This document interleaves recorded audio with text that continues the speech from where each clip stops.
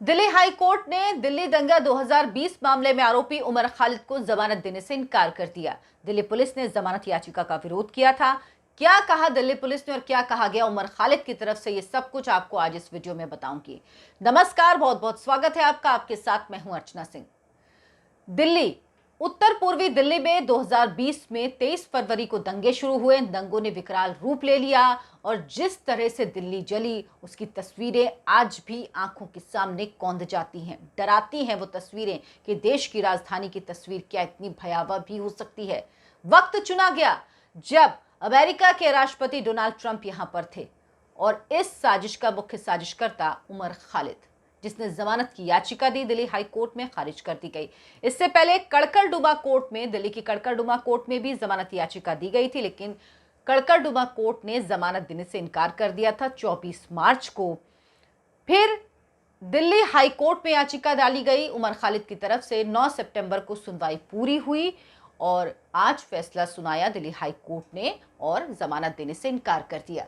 उमर खालिद, जिसकी गिरफ्तारी 13 सितंबर 2020 को हुई, यूएपीए के अंतर्गत यानी अनलॉफुल एक्टिविटीज प्रिवेंशन एक्ट के तहत उसकी गिरफ्तारी हुई थी और यूएपीए की धारा 13, 16, 17, 18 उस पर लगी हैं। साथ ही साथ आर्म्स एक्ट की धारा 25, 27, इसके अलावा और भी धाराएं लगाई गई हैं। उमर खालिद के अलावा 58 और लोगों को इस मामले में आरोपी बनाया गया था। आपको याद होगा उस वक्त बहुत चर्चा हो रही थी पिंजड़ा तोड़ गैंग।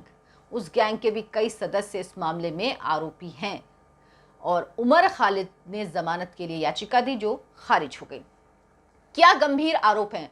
उमर खालिद ने साजिश रची थी और इस साजिश को रचने के लिए बाकायदा एक गुप्त बैठक की गई थी दिल्ली में। इस बैठक में उमर खालिद ने यह निर्देश दिया था कि जो सीए का आंदोलन है इसे दंगों में बदल दिया जाए, इसे हिंसक कर दिया जाए। यह बैठक 23 और 24 जनवरी को हुई और उसके ठीक एक महीने बाद दिल्ली में दंगे भड़क गए।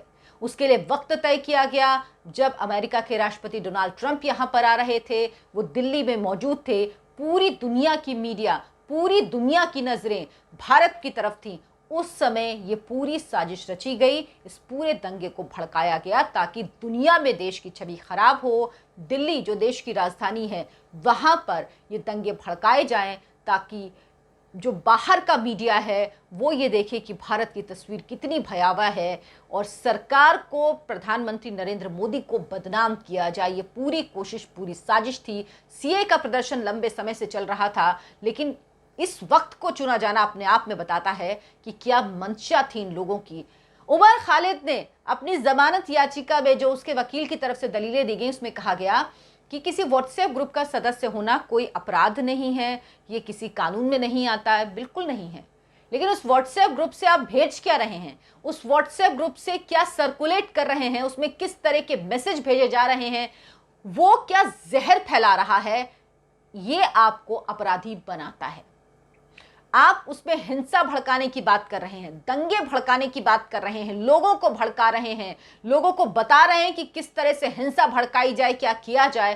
तो ये सामान्य व्हाट्सएप ग्रुप नहीं है, ये कोई आपके परिवार का, दोस्तों का व्हाट्सएप ग्रुप नहीं है। ये वो व्हाट्सएप ग्रुप है जो एक मकसद के तहत बनाया गया और उस मकसद के पीछे देश को बदनाम करना, लोगों को मारना, साजिश रचना ही इसका मकसद था। साथ ही ये कहा गया कि किसी कानून का विरोध करना कोई जुर्म नहीं है। किसी कानून का विरोध करना कोई जुर्म नहीं है। आप लोकतांत्रिक तरीके से करिए। सीए के आंदोलन में शाहीन बाग में कितने समय तक बैठे रहे लोग, इतनी परेशानी हुई, जो वहां पर टेंट गाड़ के बैठ गए थे, प्रदर्शन कर रहे थे सड़क पर, लोगों ने कितने समय परेशानी सही, लेकिन वो बैठे हुए थे। किसी ने, सरकार ने ना हटाया ना कुछ, कोर्ट ने अलग ही रूप ले लिया।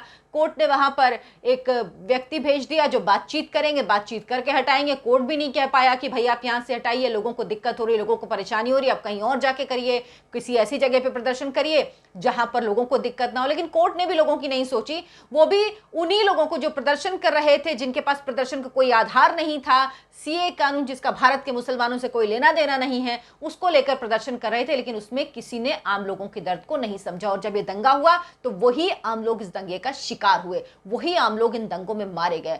50 से ज्यादा लोगों की मौत हुई, सैकड़ों लोग घायल हुए। और अभी ताहिर हुसैन जो आम आदमी पार्टी का उस वक्त पार्षद था, उसके बाद आम आदमी पार्टी ने उसे निकाल दिया पार्टी से, उसकी गिरफ्तारी के बाद उस पर आरोप तय करते हुए दिल्ली की कोर्ट ने कहा कि यह हिंदुओं को मारने की साजिश थी, हिंदुओं की संपत्ति को नुकसान पहुंचाने की साजिश थी। और इस साजिश में ताहिर हुसैन भी शामिल था।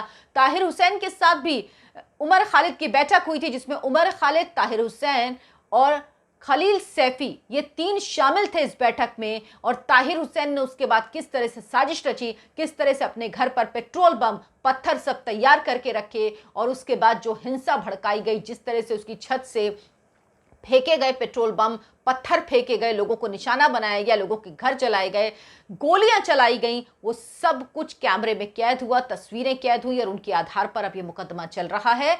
क्योंकि दिल्ली वाले वो जख्म नहीं भूले हैं, दिल्ली वालों को वो जख्म याद है। वो जख्म दिल्ली वाले क्या कोई देश में नहीं भूला है, क्योंकि वो तस्वीर इतनी भयावह थी कि लोगों के मन में आया ये देश की राजधानी है, ये जो सबसे सुरक्षित है, अगर वहां ये स्थिति हो सकती है तो बाकी क्या होगा। ये सब कुछ सुनियोजित साजिश थी जो रची थी उमर खालिद और ताहिर हुसैन जैसे लोगों ने, जो अब इस वक्त सलाखों के पीछे हैं। मामला चल रहा है उन पर, गंभीर धाराओं में मुकदमे ताहिर हुसैन पर भी और उमर खालिद पर भी दर्ज हुए हैं। और अब उम्मीद ये की जाती है कि इस मामले में जल्द से जल्द सुनवाई हो, ताकि इंसाफ मिल पाए उन लोगों को जिन्होंने अपनी जान गंवाई।